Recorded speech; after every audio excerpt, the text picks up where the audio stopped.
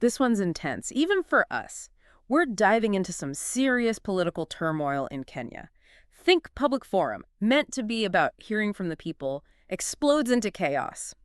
You guys sent in some wild stuff on this, clearly want the full breakdown, and yeah, we gotta unpack this. Absolutely, there's a lot to unpack here. Okay, so at first glance, it's almost routine, right? Kenya's deputy president is facing this impeachment. Standard procedure, they hold a public event at the Bomas of Kenya, supposed to be about getting citizen input. Right, seems pretty straightforward. Exactly. Except that's where the straightforward part ends. Yeah.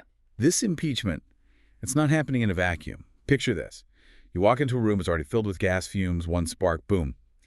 That's Kenya's political climate right now. Deep divisions everywhere. This impeachment just throws a match on that tension.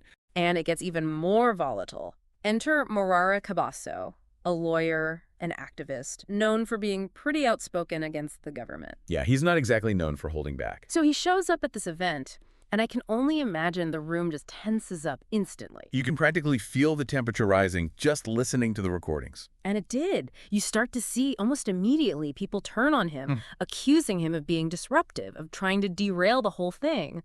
And then there's this one moment, it's captured on video, this woman in the crowd, she's practically begging for calm, right? She's saying Kebaso's trying to destroy our meeting. And you can hear the fear and the anger in her voice. It's that moment, that's what gets me. It's not just about Kebaso, you can tell she's terrified that things are about to get out of control. And she was right. Because it did escalate quickly.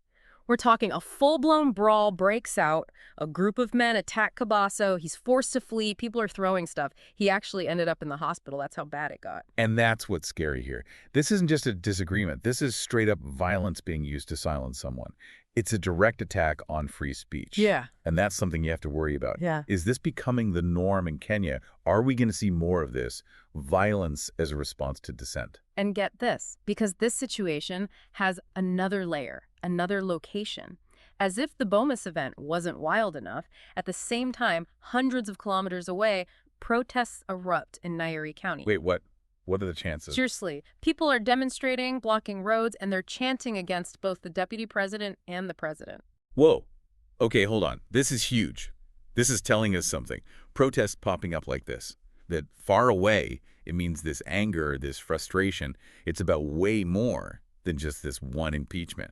This feels like a symptom of something much bigger going on in Kenya. Right. So the Bomas incident, as crazy as it was, is just the tip of the iceberg here. It makes you wonder, what are these protests really about? What's driving this level of anger at both the president and the deputy president? That's the million-dollar question, right? I mean, we can't say for sure with just these sources, but it feels like a perfect storm, you know? Like economic anxieties, these deep-seated historical grievances, and this growing sense that the people in charge, they're not listening. So we're looking at a country that's clearly on edge, right? Where even an attempt at public discussion can erupt into violence, where protests are popping up, hinting at this deep well of dissatisfaction. It's a wake-up call. Yeah.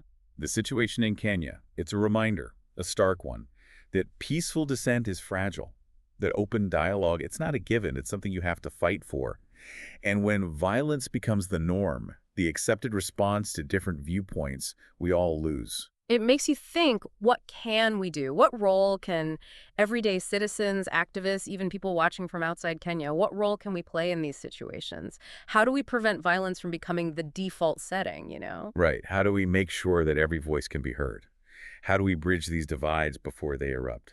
That's the question we all need to be asking ourselves right now. Definitely something to think about.